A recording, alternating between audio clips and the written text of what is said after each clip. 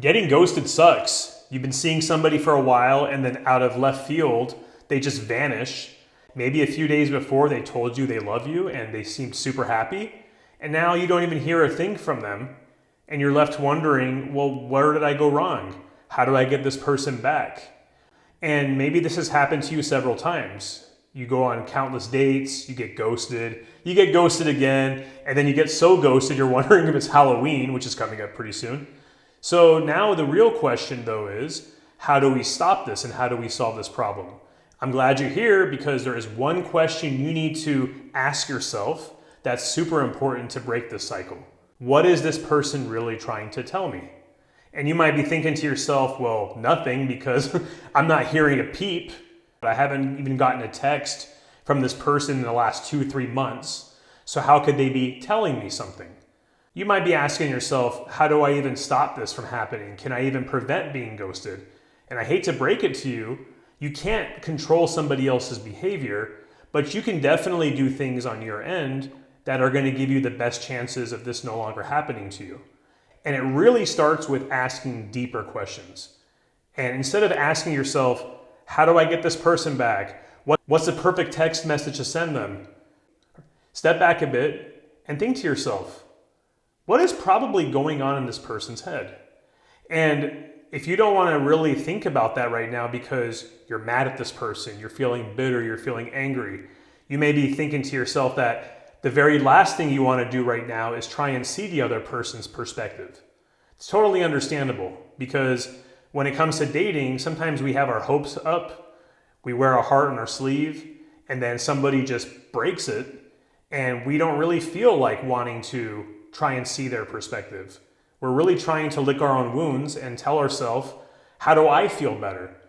But it's super important here to break this cycle because it starts with you asking that question. What is it that this other person might be thinking? See, the thing is that if we look at this from a perspective of they're doing this to me, you're going to be pretty upset. But sometimes ghosting you is a way of the other person showing you, maybe not with their words, but with their actions, that they actually liked you so much that they got scared.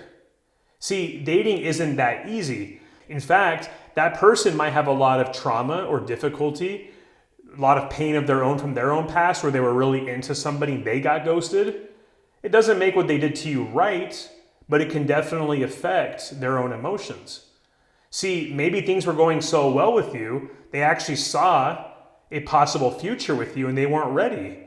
And then something happened where they were feeling something strong towards you and they just shut down. Why? Because they might think to themselves, hey, if I actually let this go forward and I trust this person with all my heart, what if they hurt me? What if they cheat on me? What if they ghost me? Yes, they might actually be wondering, what if you ghost them? So what do? They might be pulling the plug first before you can possibly do it as a defense mechanism. So once you ask yourself that question, we got to go a little bit deeper and say, okay, well, why would they be afraid of taking things further with me and pull the plug? And this is where the idea of attachment styles comes in. There's actually an awesome book on this by Levine, and it's in the description below if you want to check it out. It talks about various different attachment styles. It talks about something called an anxious attachment style, something called an avoidant attachment style.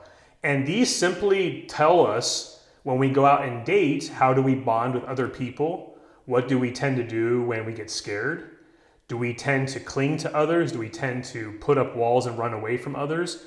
And there's this one idea of what's called an anxious avoidant trap, where you might be somebody really wanting to date, really looking for a connection with a partner. And initially you might be meeting somebody who has the same intentions, or at least they present that to you. But they might actually be an avoidant in disguise, where once feelings start getting real, all of a sudden they go from I like you to, oh crap, this feels like I like you too much. It feels too close to home.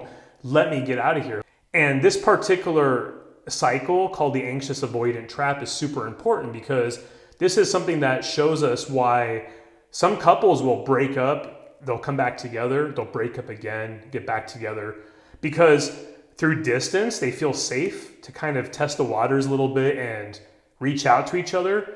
So now that you look at the attachment styles, you then can look at your situation of being ghosted and you can ask yourself, am I attracting somebody who's not fully emotionally available? Now, it's not something to judge you or to put blame on you for. It is a really good question to ask yourself, especially if you're seeing this pattern happen a lot. Because if you're finding that you are attracting people where once things start getting a little too close, they're running away and they're just going silent, then you can really dig deeper and ask an even harder question. What is it about me where I feel that I'm attracting people who aren't available? Does this remind me of something from my past where somebody wasn't available for me and I kept looking for their attention and I kept fighting for it and they just weren't around? Maybe something that's familiar to me from my past is inconsistency. People who would sometimes show up and then suddenly be gone for a while, maybe months on end, and then they show up again. Because when it comes to our dating, we have patterns that really are similar to things we've experienced in our past, and especially in childhood. So then what you want to do next is you want to figure out your own attachment style. You want to figure out your way you normally try and get your needs met. And this is going to give you an idea of a good kind of partner for you. For example, if you are somebody where you're always busy, you're traveling for work, perhaps you don't like to text every day, or you might be on the flip side where you need to check in fairly regularly daily with your partner. And there's no right or wrong answer here, but this is where communication comes into play. See, when you're going on dates, one thing you want to find out from those partners are not only are they emotionally available, but can you communicate with this person? Because what really can lead to ghosting is if we're going on these dates and we're not asking those right kind of questions. We want to find out, is this person easy to get a hold of? Is this person somebody that's willing to be vulnerable, to share deep things about themselves? Is this somebody that's actually willing to show their interest? Or do they feel like they have to put up a wall or not show too much interest with you because it's going to scare them away?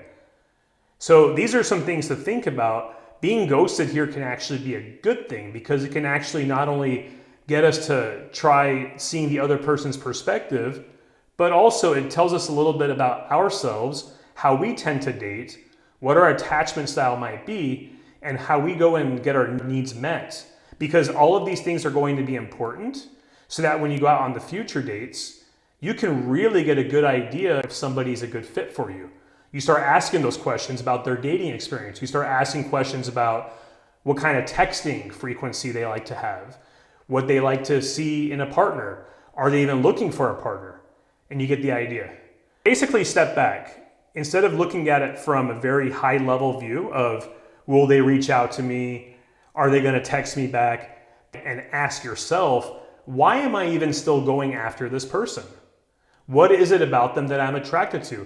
It might be that they're unavailable and that's what's actually giving you something to work on, because that might be what's actually getting you to be attracted to them. Hope you guys enjoyed this video and I'll catch you later. Peace.